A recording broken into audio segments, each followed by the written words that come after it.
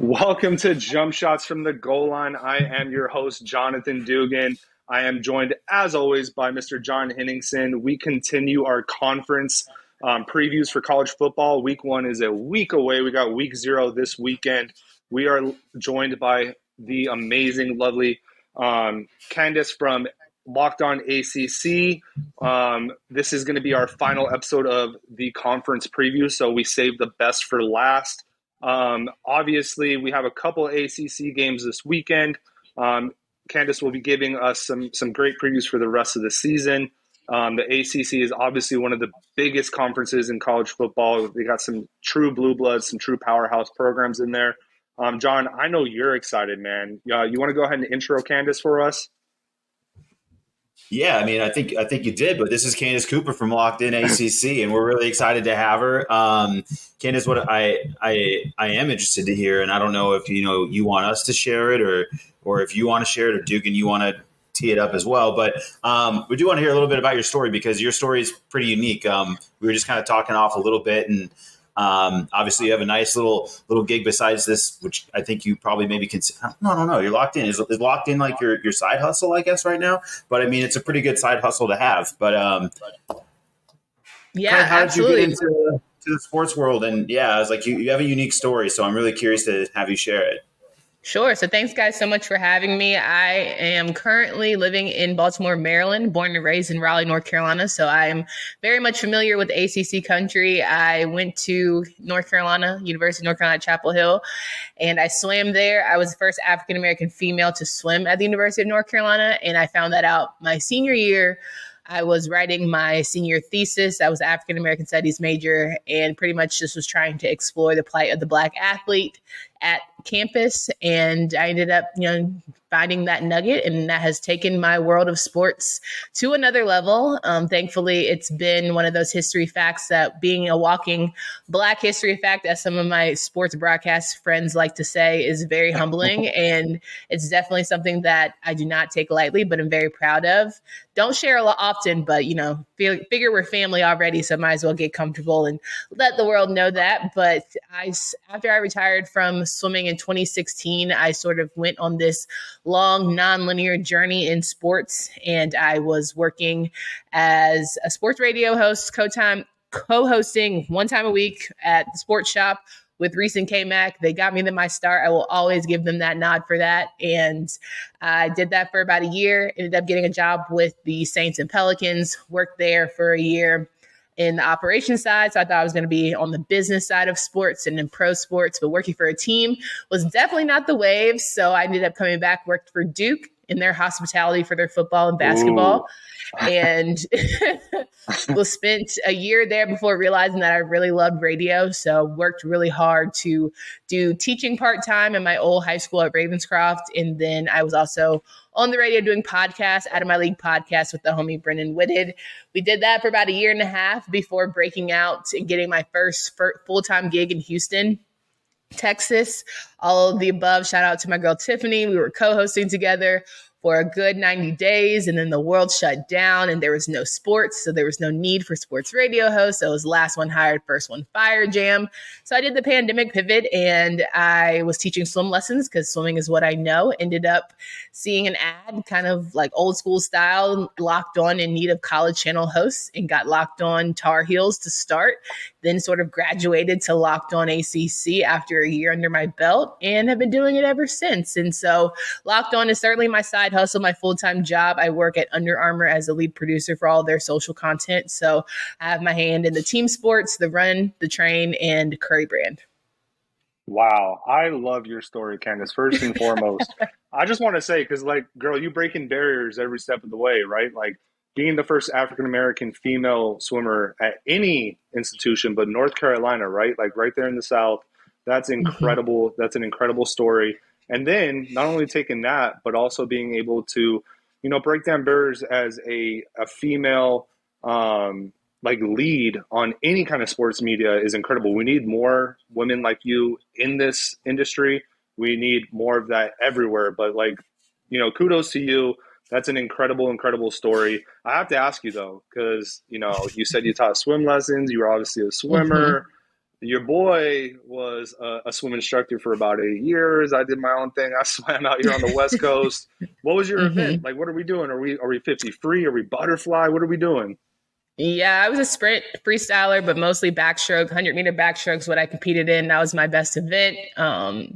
Did that for many years, competed at that at Olympic trials before I retired. And so backstroke has always been my favorite stroke because it really emulates life in a lot of ways because it's about faith and trusting what's, you can't see and just having to go anyway and really trusting your instincts and all the things. So, yeah. What an analogy. I love it. See, I was a 50 free guy. I had no Okay. endurance. I'm 6'5", so they were like, hey, you're tall, go get it, right? So There you that's go. awesome, though. Yeah, hey, swimming, one of the best all around body sports you can do. So kudos to you again. And then obviously, right, like, you're from North Carolina. I have to ask, my mom was from Greenville. So, are we a believer or is North Carolina barbecue the best thing around? Does vinegar belong in barbecue?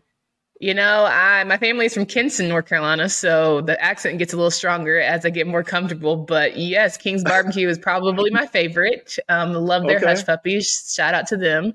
And Let's I go. actually had that a couple weeks ago. My uncle passed away, but I had to take my I'm boyfriend sorry. to King's. I was like, it's okay. I was like, listen, if we don't do anything else out of Kinston, we're going to King's. Like, we're going to make this a happy day. He would want us to indulge in this fried chicken, so that's exactly what we did, and it was love. So yeah, Kinston is what raised me in a lot of ways. My mom's from there. A lot of my family members, grew up and stayed there. So I would spend many a summer. So I'm very much Southern girl, love my barbecue, vinegar based all the way. I don't necessarily understand the Texas style, but I did go to Hmm. Kansas City and it wasn't bad.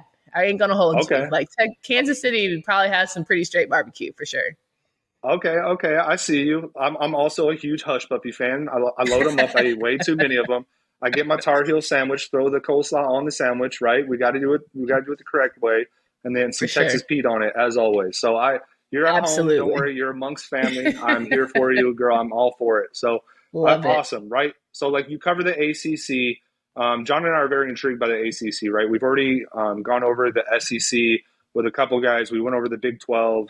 We went over the Big Ten, but the ACC from top to bottom is pretty strong, right? I mean, you have your Clemson's of the world. North Carolina State looks good. North Carolina, your alma mater, looks like they can make some noise this year. What are you seeing so far for this season? Is it going to be Clemson and everybody else, or is it going to be more of like a fight for number one?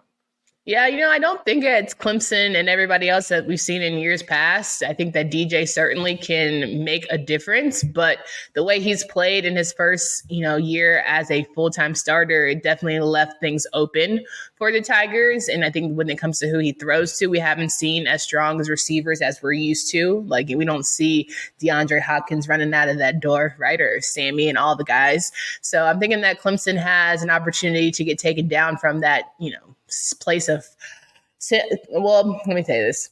They've been at this high horse for a very long time, and I think that NC State proved that they could beat them and take them down as they showed last season. It'll be difficult going into Death Valley, but I'm high on NC State this year. I think that with 17 returners, you have the opportunity to truly kind of put up or shut up. Like at this point, Doran, like we understand you don't love the media. We think that you think the media doesn't give you all the love that you deserve, but everyone's pretty much like, yeah, you should be good. So pen to paper, let's get this 10-win season finally from you. But Atlantic Division as a whole is always crazy. I think everyone's just glad to maybe do away with our divisions. And next year, when we go into every man for himself, I think a lot of our Atlantic teams will be happy about that. But after Clemson, after NC State, it's anyone's game, depending on the health of Sam Hartman.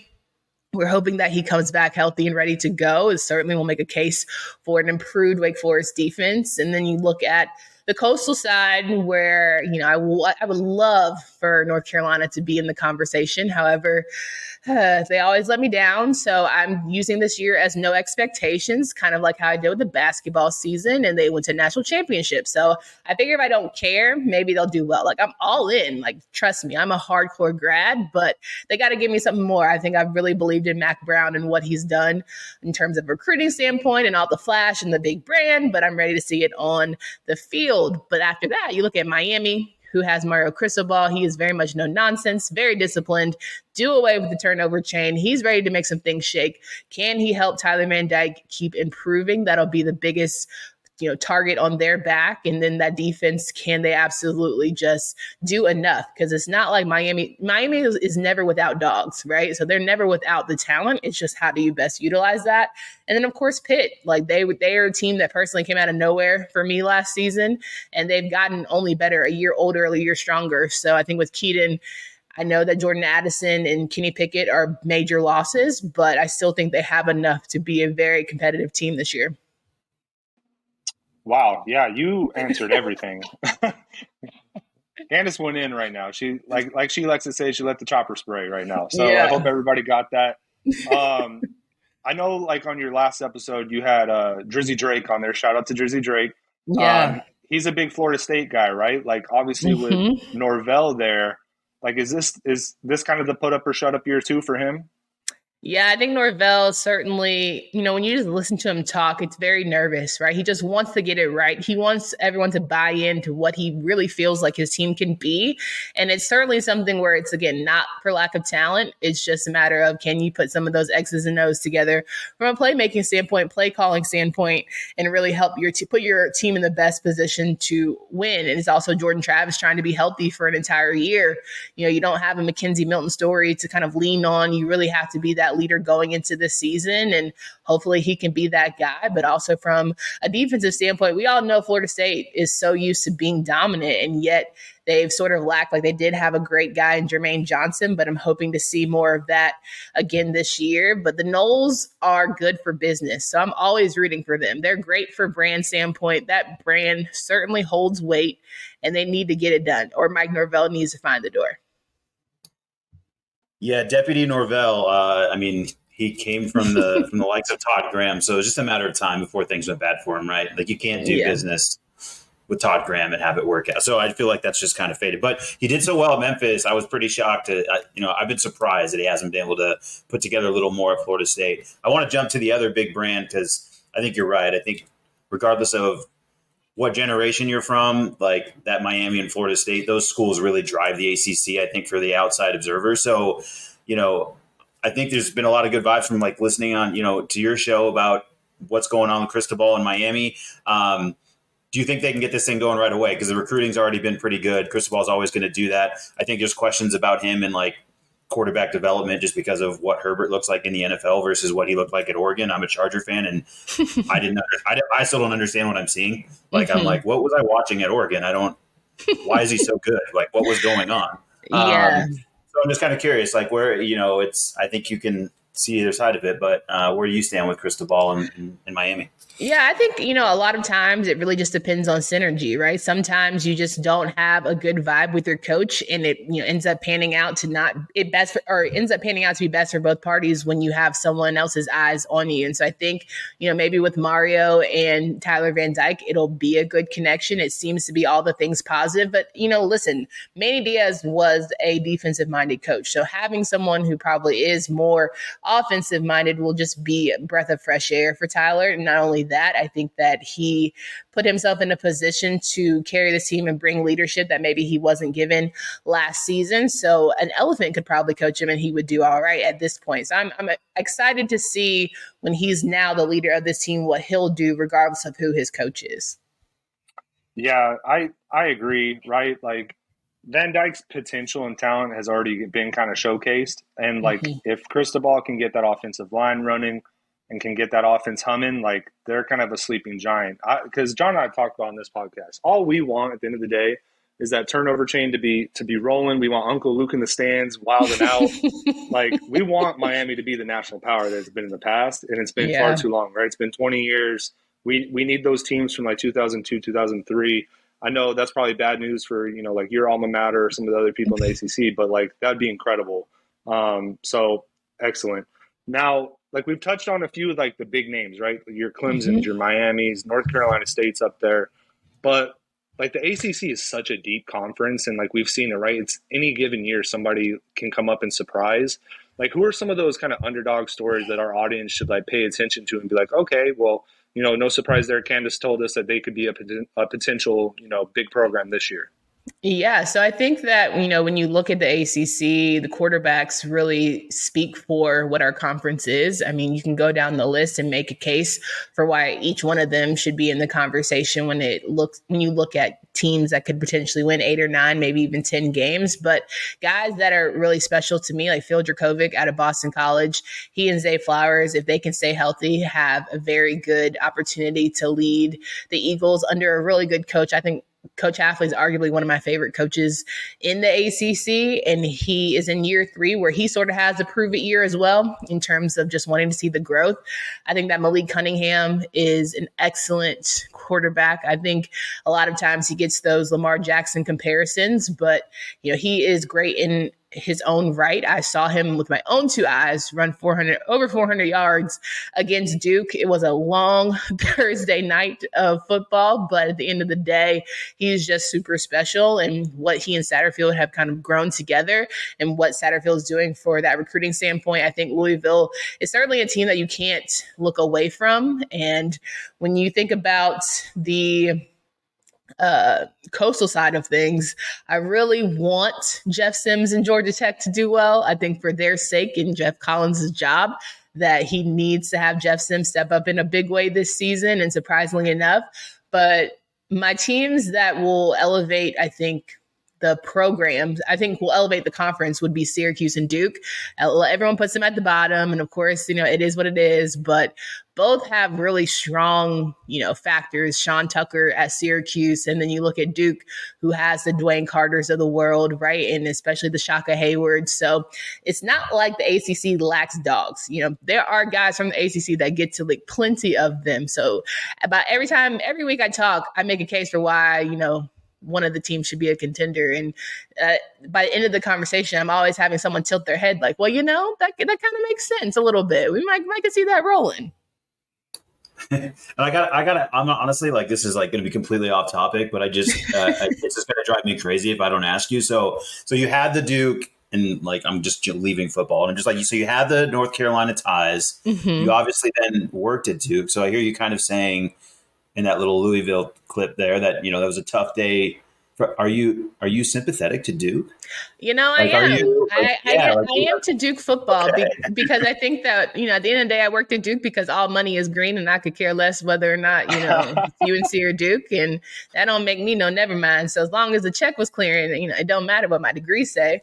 In that regard, for covering football, though, Duke has the best, parking situation. It's not too crowded. You get in and get out post game. Like, it really is enjoyable. And I think for anybody starting out to get an opportunity to cover games, Duke is probably your best bet because they're very respectful. They enjoy having you, right? Not because not a lot of people, run to cover a Duke game. So if you're looking to like try a reel, or you're looking to do some post-game stand-up, commentary, it's a great opportunity to just get those nerves and those butterflies. And at the end of the day, you get to learn the game. So whether it's good ball or bad ball, I think you're improving on your skills to really watch how guys are lining up and how plays are run and how the energy, like, you just get a more detailed opportunity than when you're probably in, an NC State or a North Carolina where everyone knows that this is a staple of the town. So I understand people are like, oh, you're crazy, but not for nothing. Like, I do think that Duke football is a great opportunity, especially for people who are starting out. Wow. Okay. Hey, like I said, I'm almost from Greenville and I grew up a Tar Heel. Like, this is a little shocking for me to hear, Candace. I'm not going to lie to you, but we can both agree, right? Like, the sky is blue because God's a Tar Heel, right? Listen, I love Carolina. I have a very up and down story when it comes to the Tar Heels, but at the end of the day, my degree hangs on my mama's wall, and I love my heels. They give me a headache all the time, but nevertheless, I'm very proud to be a Tar Heel. That's for sure. I love it. Okay, now you mentioned Malik Cunningham. Like, I told you pre-show, right? Like, I'm a huge Ravens fan. I love Lamar. I love the things that he did at Louisville. And I'm with you. I see a little bit from Malik, a little bit of Lamar Jackson, almost light. Do you think he could be kind of like a dark horse candidate for maybe even like player of the year or anything within the ACC? Or do you think they're just not going to win enough games? Oh, absolutely. I think that they are going to pretty much be in their own way in terms of how well, good or bad, that they do when it comes to their defense. Can they make some really strong moves there? But offensively, losing, I think it was Ty Harrell or something like, I can't recall his name, is going to be big for Malik not having that 1-2 guy next to him, but he has no problem with doing it all himself. He loves the school. He loves putting the team on his back. So I think that as long as you get him motivated and get some key wins under the belt, Louisville's definitely in the conversation. But I mean, it's not a bad thing to also be compared to Lamar Jackson. I mean, the man's MVP. So there are worse things in life. That's right. Hey, amen to that. I hear that all day. Now, I know Louisville's doing really well recruiting too. Like, is anybody else in the conference like setting themselves up really well for the future? I think that Mac Brown always does a great job. Like I said, he could sell snow to an Eskimo. He's very good at what he does, and he can sell you the dream. And really, Carolina sells itself, and he's been able to take away some really good recruits from some of the top programs. And you look at Drake May, who was an Alabama commit who ended up switching, and now he gets the opportunity to start. And, I think that other teams like Georgia Tech, who are actually good at recruiting because of the territory that they're in Atlanta and the vibes, is just maybe now that they're getting these great guys, they could get a good coach. Who knows? Crazier things have happened. But Pitt is also a team that has done really well and has some good tradition about them with recruiting. I'm curious. I mean, I just kind of want to bring them up because I think we probably kind of breezed over them. But North Carolina State, right? They're getting a lot of love, and I know you mentioned it briefly, but like, what is it about North Carolina State for someone who doesn't pay a lot of attention to the ACC and isn't used to seeing that name, right? When I associate with NC State, I just think of, basketball fans with like delusional dreams, right? Like that's what I think of when I think of NC State. So, but I'm happy to see them with a little bit of football happiness here, but I know it's quarterback play, but what else is making NC State, a possible special year for them, Yeah, absolutely. So Peyton Wilson is returning. He is arguably one of the best defensemen in the entire country. I think Isaiah Moore, coming off of injury, is going to be essential. Drake Thomas, who is one of the highest graded linebackers in PFF and all the good little ranking things that they do. And you look at just, Trent Penix, you look at Grant Gibson, I could go on for days. Like, the loss of Icky Shore is strong, but you've got guys like Devin Carter who are able to catch insane balls. They might, drop some gimmies, but he is probably one of the most talented receivers in the league for sure. So I think NC State just has the mindset of they've been dogged so many times from not having the bowl game and not having the opportunities to really showcase and having some key injuries, that I think this is the year where everything's set up nicely. They've had 10 assistants return. Like, that just speaks to Doran and kind of the system that they're building in Raleigh. But 17 returners is something that's insane. I think Corey Durden is a name, former Florida State standout, now at NC State doing his thing. It's really, to me, if you haven't bought in on NC State yet, you're doing yourself a disservice, because they're going to be good. Like, they know what's up, and they know that they need to have a good year to be taken seriously. So the games I would watch out for is Clemson at home and Texas Tech. Wow. Okay, cool. Yeah, be on the lookout for North Carolina State then. Now, this is something that we asked Josh Neighbors from LockedOn Big 12. Because obviously, right, like the national media and the national audience, all we ever hear is like Ohio State, Georgia, Alabama for like the playoff. Who from the ACC could really like make some noise? I mean, obviously probably Clemson, but is there anybody else? I mean, maybe it is a North Carolina State, maybe it is a Miami. Like, who are you thinking? Well, North Carolina State definitely could be in the conversation thanks to my homie Big Game Boomer, who threw them out there at the beginning of the way too early predictions. So NC State could definitely be a number 4 spot. I would love that. I think it's great for television, great for my, hometown and all the good stuff. But Clemson certainly coming out at number 4 in the preseason polls. Our cousin Notre Dame, who we sort of like claim, but not really. So we'll have them there. I pick them, even though Big Ten people try and grab them too. Like, no, Jim Phillips knows something we don't know in that regard. So I'm pretty sure that they'll eventually find their way to the ACC. Other than that, though, I mean, it's up for grabs. If Sam Hartman can return, Wake Forest can be in the conversation. But Miami, if they want to, the only thing stopping Miami right now is Miami. And as we were talking about recruiting, I obviously could not forget my NIL crazy team in the Miami Hurricanes. So yeah, another team that's doing really well.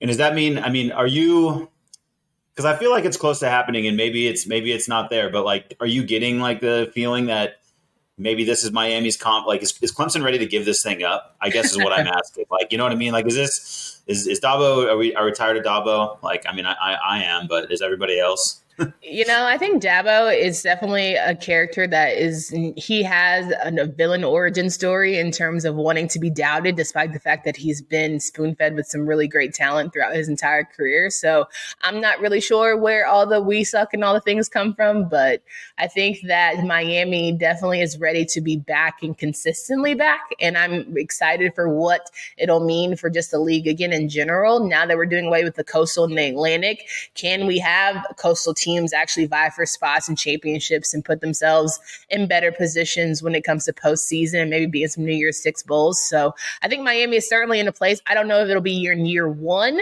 but maybe by year 2 or 3, if they give him enough time, they'll definitely be back on top for sure.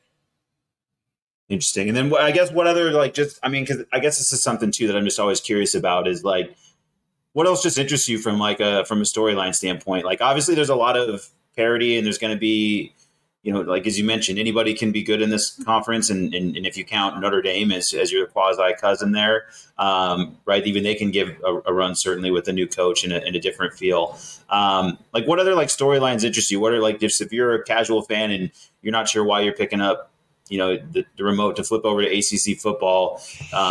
Is there anything that interests you? Yeah, I mean, I think at the end of the day, you look at guys like Sean Tucker who are starting their Heisman campaign and a team like Syracuse, and we know that this probably could be Dino Babers' last season, right? You look at Tony Elliott and Brennan Armstrong in Virginia and the fact that, Brennan Armstrong is in his last year, Tony Elliott is in his first year at Virginia, and he's been a part of that Clemson system. So can he finally take the reins? He's been waiting for his shot to be the head coach, and maybe all he needed was that opportunity, and he's ready to fly with it. I mean, the Coastal has so many new coaches and Coach Elko and Brent Pry out of Virginia Tech. And so is it going to be old versus new school in terms of just being a part of a program for long and having so many different starting quarterbacks? But on the Atlantic side, everything's pretty solid and set in stone. So a lot of people have film on a lot of people. Everybody's ready. And we talk so much about the offense on the Atlantic side that I think a lot of teams that are defensive minded are really looking for that step up year, and to have that, I would say that you can make a case for everybody. I wouldn't count out people. Somebody's going to have a breakout season, and it's going to be something that we don't expect coming. But, we should just talk to all these guys. Everybody wants it, right? Everybody wants to be the champion. Everyone works hard to do it. So if you just enjoy the little stories that you have from guys who are really working their way back from injury, like I mentioned, Isaiah Moore, who learned and found a new appreciation of the game because of it, right? And you look at guys at Florida State who are just really trying to bring Florida State back and be of the same wave of the Jameis Winston of the world and all that good stuff. So there's so many good guys in our league beyond just the X's and O's that it's hard not to root for any of them. And I think as you go through the season and people emerge, I definitely think it's important to just follow their careers and really support, what we're trying to do here in the ACC, because it's crazy enough to try and get around that realignment stuff, but I need a job. So I'm rooting for everybody. Hell yeah. I love it. And hey, you mentioned it, right? Realignment. That's a real thing going on right now. We've talked to pretty much everybody about it because John and I are more Pac-12 guys, and we're getting rated right now, right? Because of the Pac-12's mismanagement a year ago, right? We went pretty in-depthly with Josh Neighbors. But Oregon and Washington have been linked to the ACC more than a couple times that we've seen. Do you think there's some real smoke to that fire, or do you think it's just a rumor? Or do you think that the ACC will go out and get, a few other programs from any other conference? What are you hearing? I think as someone who has been a collegiate athlete and just someone who's listened to Jim Phillips a lot of times, he's very much an advocate for the well-being of the student athlete and the realism of having teams from Oregon try to play teams from Winston-Salem, North Carolina is very difficult. It's very financially burdensome on a lot of programs. And right now we're just trying to find the money, not necessarily give it away by having these extra, travel logistics added on to the conversation. So I would hope that we can just make who we already have a lot happier by figuring out some redistribution opportunities and spreading the wealth in a way that's going to entice people to want to stay and not have backdoor conversations with the SEC and have backdoor conversations with the Big Ten. Because for a lot of these guys, listen, the UNCs, the FSUs, the Miamis of the world, they're going to be all right. Regardless of where they go, their brand is going to follow them and all the good things. But for teams like NC State, for small schools like Wake Forest, I think it's going to be more challenging. Teams like Boston College, who know what they have, but I could see Boston College maybe making that argument for the Big Ten just from where the location standpoint and kind of eyes that will suddenly now be a part of Big Ten Network and things like that. But I'm hoping and praying that Jim Phillips is just waiting for that smoking gun. I've been waiting for 2 years on it. I'm waiting for him to come up and do a mic drop and just make some crazy announcement. It hasn't happened yet, but I'm certainly feeling like he can have those backdoor conversations with Notre Dame. And one of these days, one of these mornings, we're going to wake up and Notre Dame's going to be part of the family. So that's what I'm hoping and praying for. Yeah, because Notre Dame's already playing basketball in the ACC, correct? Yep. They play in everything but football. Wild. Yeah, I don't understand being independent in anything. So that is interesting. Besides Notre Dame, I mean, right, like, are there any like dream programs of yours that you would love to like have join the ACC that would make like financial sense? I'm a nostalgic person, so I really miss Maryland. I think that West Virginia would probably be one of the schools that we would look towards if we are going to add anybody. We had a Freudian slip from Jim Phillips who said we have 17 schools, even though we really only have 15 or 14. And so he was adding people up without mentioning who they could possibly be. But I certainly think that you work with what you got. We have enough. To me, we have enough. We have really great programs. It's just about figuring out how to pay them.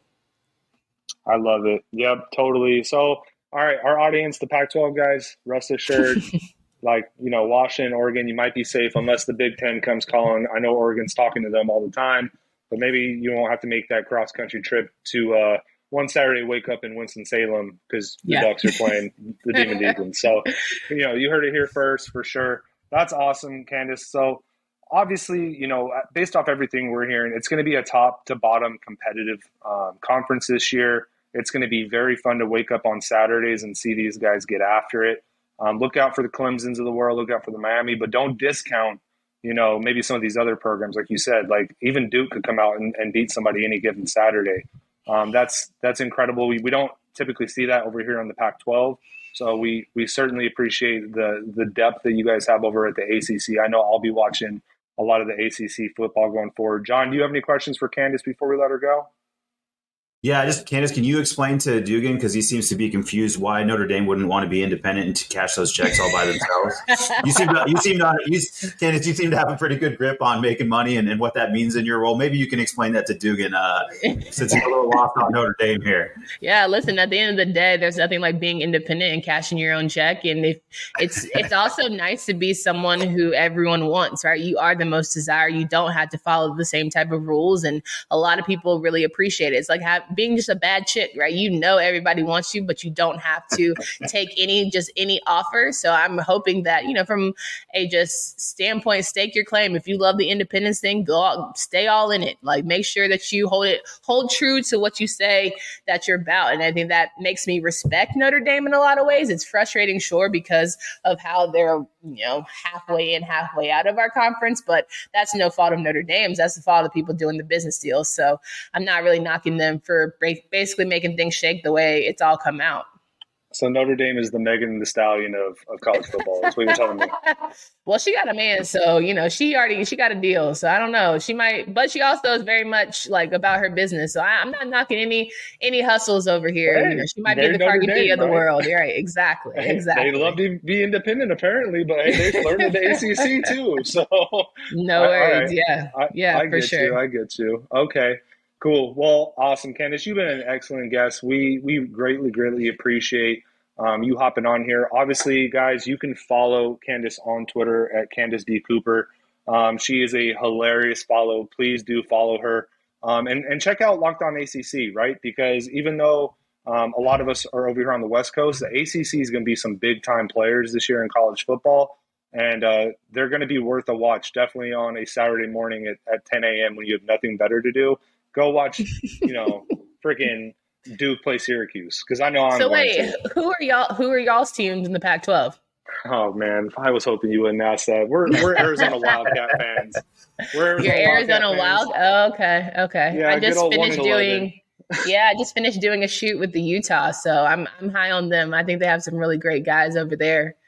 That's who I'm rooting for this season from the Utah's going to be Pac-12. legit. Cam Yeah. Rising's a stud, so we got some teams over here, and don't discount Arizona. We might have been 1-11 last year, but we had a hell of a recruiting class. Yeah, Candace, when you get to the ACC, like, does it get more turned up when you guys get talking about I actually, like, I've been listening to your podcast, like, right, and you guys got me more excited about the football, honestly, like, because I think the percolating of, like, you know, is Miami going to be like, there's just some things that make it interesting. It's not just Clemson, I think. So that's just makes it more interesting. But when it comes down to the ACC, is basketball still, you know, butter the bread there, or is football right there with it? Yeah. You know, I think that the way people were talking about ACC basketball last season, like, oh, only one team will make the NCAA tournament. We ended up having like 7 and, you know, Miami going to the Final Four. Like, you can never knock what has been a staple, a part of our conference for so long. So I love both men's and women's basketball. Really, it's really a strong